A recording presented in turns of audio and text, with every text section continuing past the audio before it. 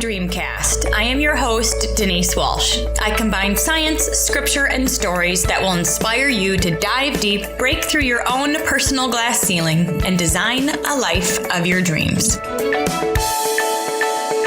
Big welcome back to the Dreamcast. I hope you are having an amazing end to your summer. We spent a week in Florida and are now getting ready for school. I have a son who's going to be in second grade on Monday. Oh my gosh, he's so big.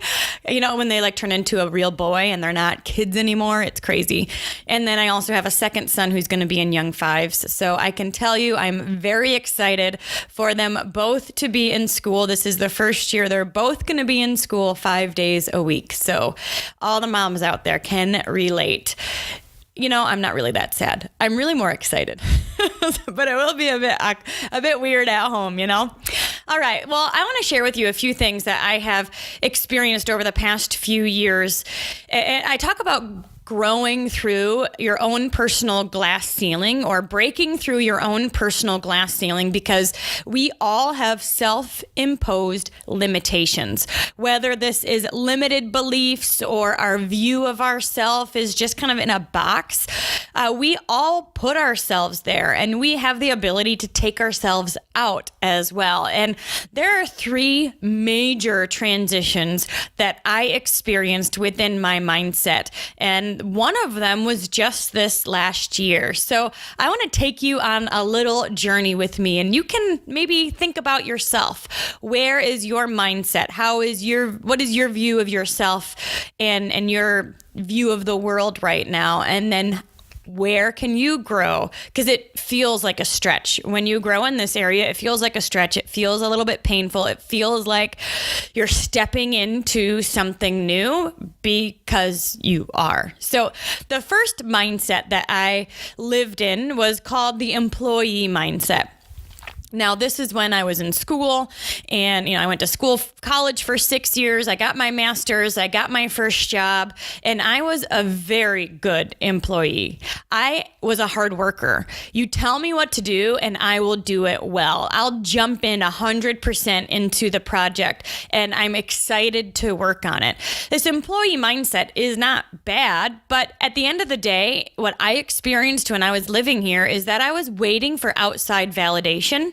I was waiting for outside vision. I was waiting for someone else to tell me what to do.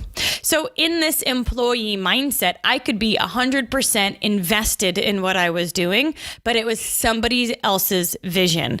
And if they didn't tell me what to do next, I often didn't know. And that's why I felt so stuck, because I was ready for something next. I was ready to move into my next place. I was ready to grow, but I was waiting for someone to tell me what to do and take me on that journey because I didn't know what to do myself. So an employee mindset is fine. There's a lot of strengths that can be learned within this zone, but there's a lot of outside validation. It's a lot of waiting for someone else to tell me or to pave the way or to lead me. And I decided at some point I couldn't be there anymore. And so I grew into this next mindset.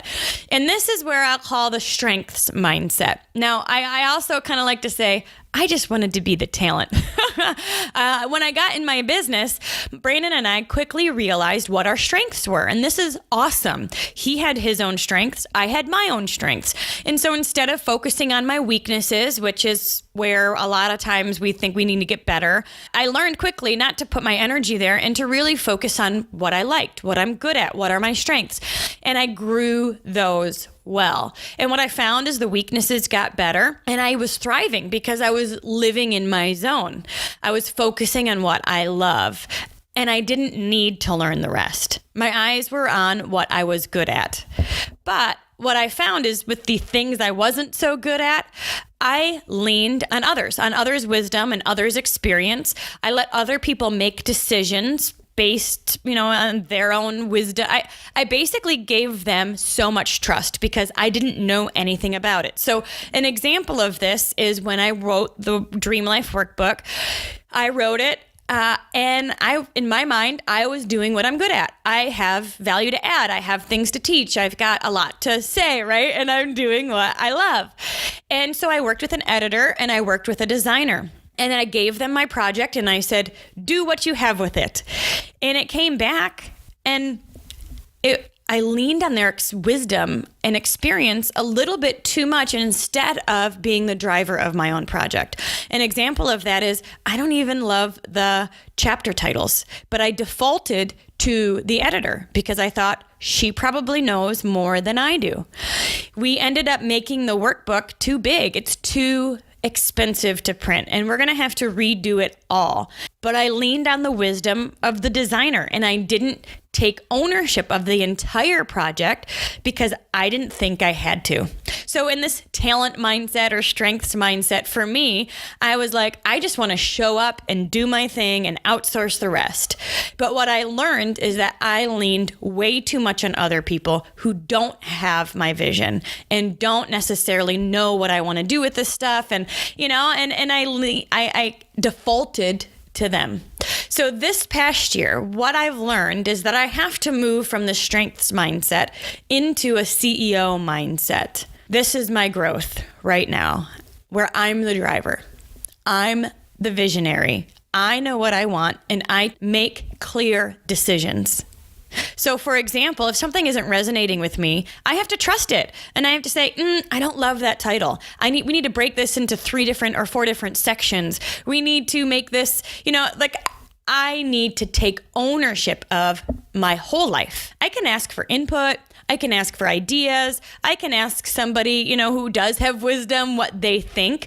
But at the end of the day, I'm the decision maker because nobody cares more about my family, my vision, my mission, me and my world, right, than I do. And so I can't put it in somebody else's hands. Now, this is very interesting because to go from an employee mindset where I'm like such a hard worker, but you kind of need to tell me what to do and I'll do it well, to a CEO mindset means that I have to grow. I'm growing in my mission. I'm growing in my vision. I'm growing in my clarity. I'm growing in my decision making so that I can make clear and sound decisions so we can move things forward. There's a lot of ownership here.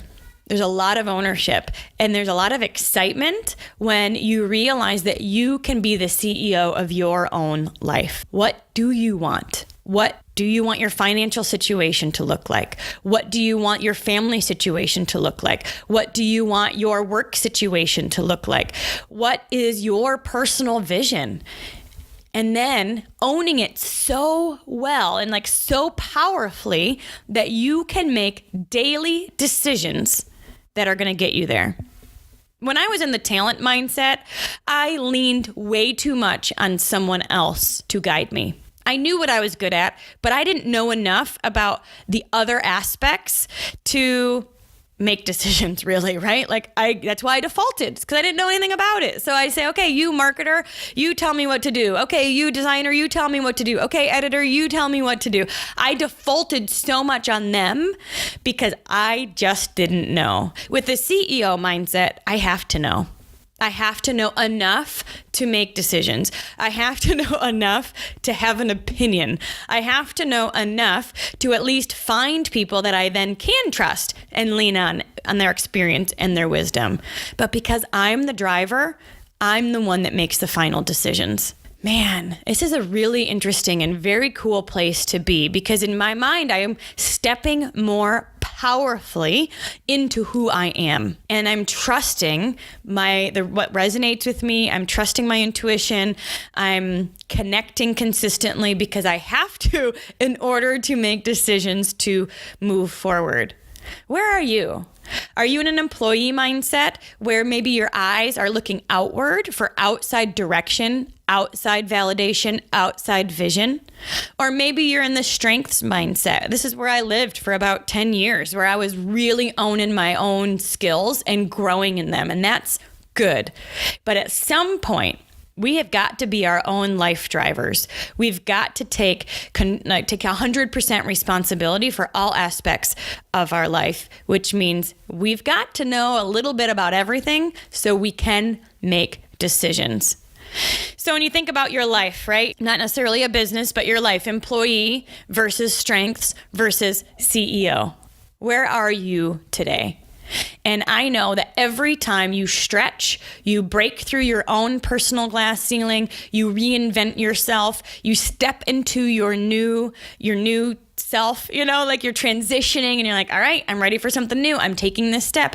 There's growth pains because you cannot be this new version of yourself hanging on to the old. You can't have both. I've tried. Because it kind of feels like there's 2 feet, well, you all have 2 feet, right? It means like 1 foot in one and 1 foot in the other. And in order to be the CEO, we've got to be 110% in to what we currently want now. So I hope my examples were clear for you and you can connect this to where you are now and where you want to be. As soon as I took ownership and said, you know what, I can't rely on other people's experience or wisdom to drive my business, to drive my life, man, amazing things started to happen. I stepped into myself powerfully. I owned my own stuff. I felt like I grew in my confidence. I stood up powerfully and owned all aspects, asking for help when needed, but yet making the clear decisions myself. I stood up taller. I had more confidence. I was proud of how things were moving forward, and things started to happen more quickly. Wow. All right. Well, I hope I gave you something to think about today. And I know you are growing and breaking through your own glass ceiling as well. So share on the Dreamcast Facebook group or in the comments below what you are growing into, because you got to let go of the past to step into your future. Thanks so much for hanging out with me. And remember to dream big. Thank you so much for listening today. Head over to denisewalsh.com. Enter your email to subscribe to our list, and I will be sending out an early bird special coupon. 50% off, in fact, of the Dream Life Workbook when it is launched in just a few months. So if you want to have first dibs, let's get your name on that list. Thanks again. I so appreciate you, and remember to dream big.